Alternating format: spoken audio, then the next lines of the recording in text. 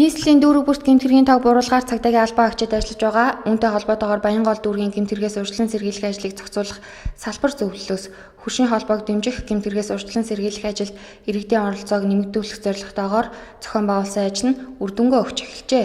Уламжлал болгон зохион байгуулж байгаа уг ажлын хүрээнд гэмтэргээс урьдчилан сэргийлэх ажлын салбар зөвлөлт тайлангаа цаг хугацаанд нь тавьж төлөвлөсөн ажлаа хийн, хууль хяналт мэргэжлийн байгууллага дэд зөвлөл хороодын зохицуулах салбар зөвлөлийг нэгдсэн удирдлагаар хангаж ажлын уялдаа холбоог бэхжүүлэн ажилласан байна.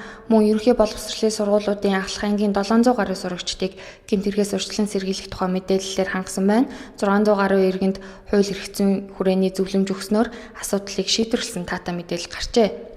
Энэ хөтөлбөрийн хүрээнд ард иргэдийг энэ гэмтэргээс урьдчилан сэргийлэх ажилд өргөнөөр оролцуулах, хамтарч ажиллах чиглэлээр олон ажлуудыг зохиож байгаа.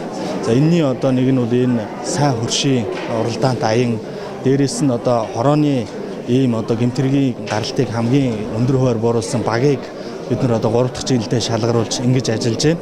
Тэгээ энэ нь бол хамгийн гол нь энэ гэмтэргээс урьдчилан сэргийлэх чиглэлээр айл өрхүүд маань, хөршүүд маань хоорондоо нийлээд тухайн байранда, тухайн гудамжиндаа энэ гэмтэргээс урьдчилан сэргийлэх ажлыг зохион байгуулдаг, хуульд эргүүл гаргадаг, ингэж гэмтэргийг бууруулах чиглэлээр бас тодорхой үр дүн гаргаж ажиллаж байгаа ийм ажил байгаа юм.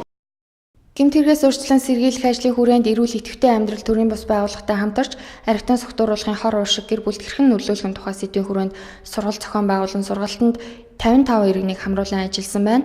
Цагдаагийн албаны шинэ хуулиар үйл ажиллагааныхаа зарчимд иргэний дэмжлэг авч олон нийтэд түшүүлсэн үйл ажиллагааг байнга хамтран зохион байгуулахаар болсон. Мөн дүүргийн нутаг дэвсгэрт хийх шаардлагатай байгаа ажлын хүрээнд автомашин болон орон байрнаас эд зүйл хулгайлах, халаасны хулгайн гэмт хэрэгээс урьдчилан сэргийлэх зорилгоор сэрэмжлүүлэх тууцыг тараан ажиллалаа.